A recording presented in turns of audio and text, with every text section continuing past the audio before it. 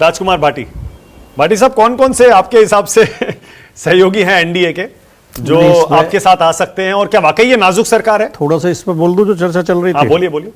मैं बहुत गंभीरता से कहना ये चाहता हूं कि भारतीय जनता पार्टी की सरकारों ने, प्रदेश सरकारों ने भी और केंद्र सरकार ने भी, परीक्षाओं की जो शुचिता होती है, जो परीक्षाओं की गरिमा होती है, उसको नष्ट कर दिया बिल्कुल। इतने पर्चे आउट होना और परीक्षाओं में धांधली होना अब इनकी सरकारों में आम बात हो गई है। और इनका एक क्रोनोलॉजी समझिए, जो गृह मंत्री ने शब्द प्रयोग किया था नहीं संसद के अंदर, क्रोनोलॉजी समझिए। जब भी किसी परीक्षा में धांधली होती है, पहले सप्ताह केंद्र से लेकर नीचे तक नेता इनके साफ साफ जोर लगा के कहते हैं कोई धांधली नहीं हुई, बदनाम किया जा रहा है, उन्हें जेल भेजेंगे जो आरोप लगा रहे हैं, फर्जी वीडियो डाल रहे हैं, फर्जी आरोप लगा रहे हैं।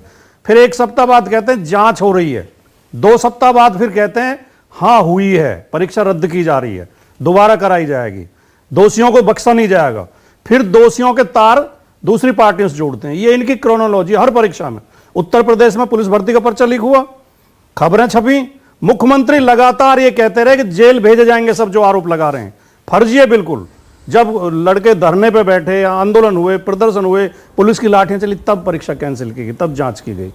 यही चुनावों में इन्होंने हल कर दिया। चंडीगढ़ में जो धांधली पूरे देश ने सरेआम कैमरे पर देखी, ये लगातार ये कहते रहे कोई धांधली नहीं हुई है, गलत आरोप लगा रहे हैं, कुछ नहीं हुआ है।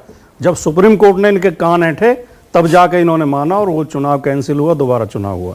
ये इनकी आदत है। आप ना भाटी साहब इसका बहुत सरलीकरण कर देते हैं इस तरह की समस्या का। इतना बड़ा मुद्दा है ये पेपर लीक का, आप इसको एक पार्टी से जोड़ देते हैं जब ना, तो इसका मतलब ये होता है कि आप पॉलिटिक्स कर रहे हैं। मैं आपको और ज्यादा पीछे नहीं ले जाता, मैं आपको अभी अशोक गहलोत की सरकार के दौरान जो हुआ आपको याद है ना? मैं बताऊंगा। सचिन पायलट क्या मांग कर रहे थे अशोक गहलोत से?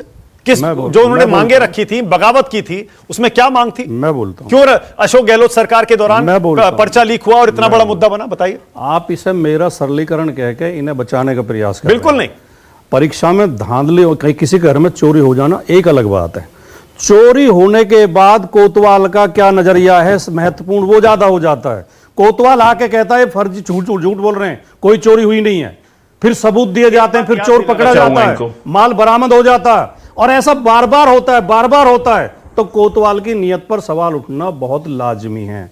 भारतीय जनता पार्टी में फिर मैं एक ऐसी बात कह रहा हूं जिस पर लाल पीले होंगे और विवाद करेंगे। भारतीय जनता पार्टी में प्रतिभाशाली लोगों की बहुत कमी है, इनके अंदर बौद्धिक लोगों की, विचारशील लोगों की बहुत कमी है।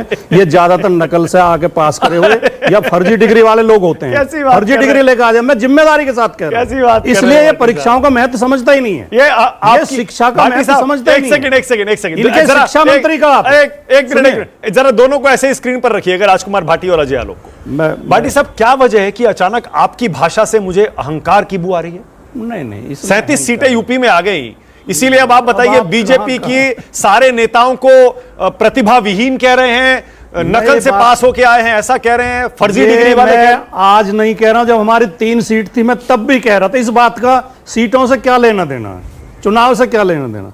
आरएसएस और भारतीय मैं बोलूं जरा मैंने आपके शो में एक बार कहा था, आपको याद होगा, मैंने कहा था छोटी छोटी किताबें जो ठेलियों पे बिकती हैं उन्हें पढ़ते हैं, उनसे ज्ञान लेते हैं। इनके अपने अलग इतिहास हैं, अलग विज्ञान है। ये गाय के गोबर से रेडिएशन रोक देते हैं, ये गौमूत्र से कैंसर का इलाज कर देते हैं।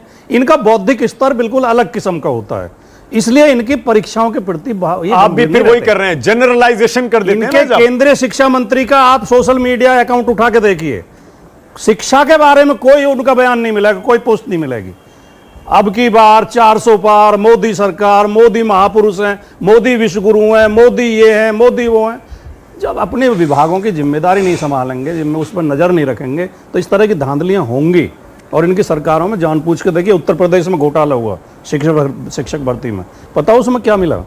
उसमें ये मिला, जब बच्चों ने अपनी कॉपियां चेक कराई, पहले तो सरकार कॉपी दिखाने के लिए तैयार नहीं थी, फिर शर्त लगा दी 5,000 रुपये जमा करने पड़ेंगे। 5,000 रुपये जमा करके भी बच्चों ने जब कॉपियां निकलवाई, तो उसमें क्या हुआ कि कुछ कैंडिडेट के 13 के 130 किए गए थे, 12 के 120 किए गए थे, और कुछ के उल्टा किया गया था, 112 के 12 कर दिए। 110 के 10 कर नहीं दिए। नहीं भाटी साहब, इस पर आपसे कोई असहमत नहीं होगा। जहां जहां पर्चा लीक हुआ गंभीर मसला है। मैंने तो यहां तक कहा कि इसमें खास तौर से नीट वाले में एनएसए लगाया जाना चाहिए, मैं जिन जिन लोगों ने पर्चा लीक किया। लेकिन जब आप ये स्वीपिंग स्टेटमेंट जब देते हैं ना, इस तरह के बयान कि नहीं बीजेपी वाले सारे अनपढ़ गंवार हैं, वो फर्जी डिग्री से पास हुए हैं, बौद्धिक स्तर की कमी है, या फिर आप ये कहते हैं कि नहीं बीजेपी ने सारे पर्चे लीक करवाए।